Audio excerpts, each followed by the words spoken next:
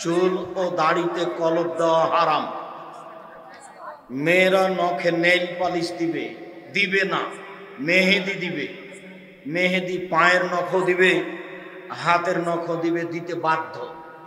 Nail polish দেওয়া হারাম, কাবিরা গুনাহ। ইহুদি খ্রিস্টানদের পতিতালয়ের মেয়েদের বৈশিষ্ট্য হচ্ছে নখে নেইল পালিশ দেওয়া।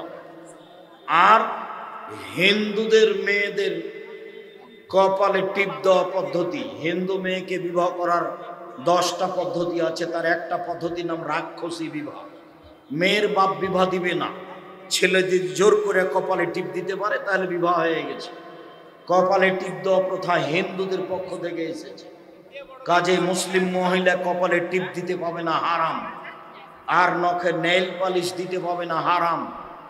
নখে মেহেদি দিবে, পায়ের নখেও দিবে, হাতের নখেও দিবে।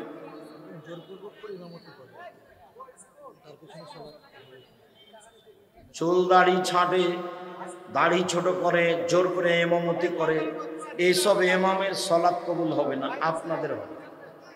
এই ইমামকে এখান থেকে সরাতে হবে, যতদিন আছে ততদিন আপনাদের নামাজ হবে, ওর নামাজ হবে না। জুমার ফরজ সালাতের দানের বিনিময়ে কবর জিয়ারত করা অথবা মোনাজাত করা সম্মিলিতভাবে, জি না, এটা বিদআত। দান করবেন আল্লাহকে সন্তুষ্ট করার জন্য, সম্মিলিত মোনাজাত বিদআত। একাই হাত তুলে দোয়া করার 32টা সহিহ হাদিস আছে, 24টা স্থান উল্লেখ আছে। আইনে রাসূল সাল্লাল্লাহু আলাইহি ওয়াসাল্লাম দোয়া অধ্যায় বই সিরিয়াল দেওয়া, 24টা স্থান উল্লেখ করা আছে কোথায় কোথায় হাত তুলে দোয়া করতে হবে। আর 32টা সহিহ হাদিস দেওয়া আছে। আর কোন দোয়া কোথায় চলবে আর চলবে না তা বিস্তারিত দেওয়া আছে। আমি চাঁপাইনবাবগঞ্জের মানুষ হিসাবে শুধু মুখে কথা বলেই কাজ শেষ করিনি, কলমেও লিখেছি, মিডিয়াও জাতির কাছে দিয়ে যাচ্ছে, শিক্ষা প্রতিষ্ঠানও গড়েছি, সারা বাংলাদেশের প্রত্যেকটা বৃহত্তর জেলায় গড়ব ইনশাআল্লাহ, এই নিয়ত আছে। আমি খালি দোয়ার ভিখারি, আমার জন্মভূমির দিনী ভাই বোন সবাই দোয়া করবে, আল্লাহ তুমি জামিয়া সালাফে কবুল করো। আমার এইটুকু দাবি, অন্য কিছু নয়। কিভাবে হবে সেই চিন্তা করতে হবে না। এক মাসে 30 লক্ষ টাকা মাসে বেতন কিভাবে হয় সেটা আমিও জানি না, আমিও বুঝতে পারি না। যেটা রূপগঞ্জ নারায়ণগঞ্জের জমির পরিমাণ হলো 51 বিঘা, জামিয়ার জমির পরিমাণ কত? 51 বিঘা। মসজিদটা 6 বিঘা জমির উপর, তো সব জমি কিনা। 150 শতকের টাকা 1 শতকের দাম শুরু হয়েছিল, এখন 5 থেকে 7 থেকে 10 লক্ষে গেছে 1 শতক সমান। যাক হচ্ছে দেখছি, দোয়া করবেন বাস। কি গোরস্থানের বাইরে পারিবারিক কবর অথবা পারিবারিক গোরস্থানে জীবজন্তুর ও মানুষ চলাচলের বাধা সৃষ্টির লক্ষ্যে বাউন্ডারি ও ঘেরানো যাবে কি? পুরো কবরস্থানটা ঘেরা যাবে, ব্যক্তি হিসেবে ঘেরা যাবে না, এমনি পড়ে থাক। তাহলে বাঁশের চেগার টেগার বাঁশ পাঠিয়ে দিতে হবে, পাকা করা নিষেধ আছে।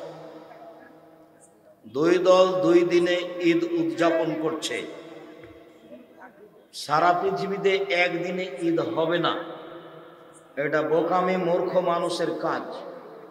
সারা পৃথিবীতে বিভিন্ন দিনে ঈদ হবে, এটাই ঠিক। সূর্যের ওঠা এবং ডুবা বিভিন্ন, অতএব ঈদও হবে বিভিন্ন। হোক 3 দিনে হোক, তাতে কি আছে। কিন্তু একদিনে ঈদ হবে তারই দাবিতে সৌদি আরবের সাথে মিলে ঈদ করবে, এইটা হবে। হুজুর আপনারা বলছেন যে জর্দা খাওয়া হারাম, তাহলে অনেক আলেম হুজুর জর্দা দিয়ে পান খায়, যে তাতে কি হলো? তার জন্য সেটা হারাম হালাল হবে তা নয়, ওটা হারাম খাদ্য। মসজিদের সামনে পারিবারিক কবর থাকায় মসজিদে কি সালাত আদায় করা যাবে? প্রাচীর দিয়ে ভিন্ন করতে হবে, অন্যথায় সালাত আদায় করা যাবে না। সালাত আদায় করে কিন্তু 1 লাখ টাকায় 1200 টাকা লাভ খাওয়া ছাড়তে পারে না, তার সালাত কবুল হবে না, তো সুদ খায়। আব্দুল্লাহর একটা কথা আজকে বলেছি কি না, টাকাকে নিজ গতিতে চলতে দিতে হবে। নিজ গতি মানে টাকা বিনিময় ছাড়া চলতে পারবে না। এই বইটা আপনি কিনেছেন, বিনিময়ে কি দিয়েছেন? টাকা। এটা হলো টাকার নিজ গতি, ওকে বিনিময়ে ব্যবহার করতে হবে। এই গতিতে চলতে দিলে মানুষের জীবনে কোনো সমস্যা আসবে না। টাকার নিজ গতি হলো বিনিময়েই চলবে। আর যখন টাকা দিয়ে টাকা নিলেন তখন আর টাকার নিজ গতি থাকলো না, এই বিনিময়ে ব্যবহার হয়নি, এর নাম সুদ। যখন টাকার গতি বন্ধ হয়ে যাবে তখন মানুষ নিঃস্ব হয়ে যাবে, 2-1 মানুষের হাতে টাকা চলে যাবে। সবাই সুদের কারণে 2-1 মানুষের কাছে টাকা চলে যাবে, এমনকি পৃথিবীর 2-1টা বড় দেশে টাকা চলে যাবে, বাকি দেশগুলি দেউলিয়া হয়ে যাবে। কেন?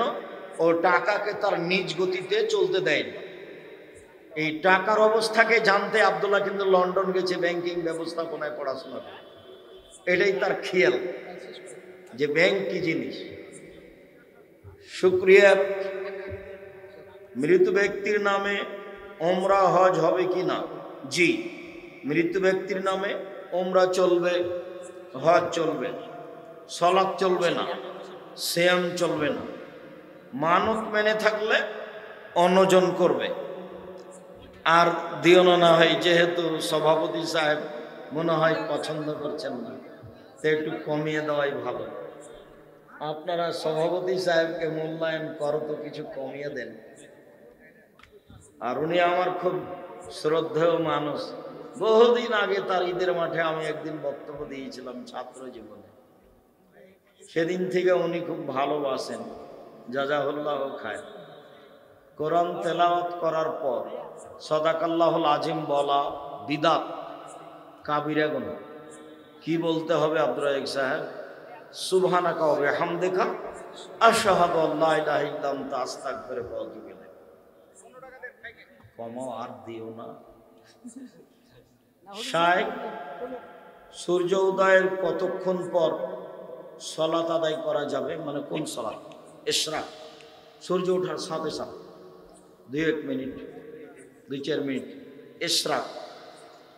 আর চাঁদ হলো 7:30, 8টা, 9টা। আর আওয়াবিন হলো 10:30, 11টার সময়। বৈঠকে, মহিলা বৈঠকে বলেছে যে মাগরিবের পরে 6 রেখাত আওয়াবিন, এটা একবারে মিথ্যা কথা। আওয়াবিন সালাত কখন হবে? 10:30, 11টার দিকে। শুকরিয়া, জাযাকুমুল্লাহ খাইর। সালাত শেষে ফরজ সালাতের পর আল্লাহু আকবার বলে আসসালামু আলাইকুম ওয়া রাহমাতুল্লাহ, আসসালামু আলাইকুম ওয়া রাহমাতুল্লাহ। আস্তাগফিরুল্লাহ বলবে না আল্লাহু আকবার বলবে? জি, আল্লাহু আকবার বলবে, এটাই ঠিক। কেননা আব্দুল্লাহ ইবনে আব্বাস বলছেন, আমি রাসূলের সালাতের শেষটা জানি বিতাকবীর, তাকবীর দিয়ে। এই কথাটাকেই আরব দেশের কিছু আরবি বিদ্বান বলছেন এটাও জিকির, অর্থাৎ আস্তাগফিরুল্লাহ। তাই তারা বলতে চেয়েছে আসসালামু আলাইকুম ওয়া রাহমাতুল্লাহ, আসসালামু আলাইকুম ওয়া রাহমাতুল্লাহ, আস্তাগফিরুল্লাহ, আস্তাগফিরুল্লাহ, আস্তাগফিরুল্লাহ, আল্লাহুম্মা আনতাস সালাম ওয়া মিনকাস সালাম, তাবারাকতা ইয়া যাল জালালি ওয়াল ইকরাম।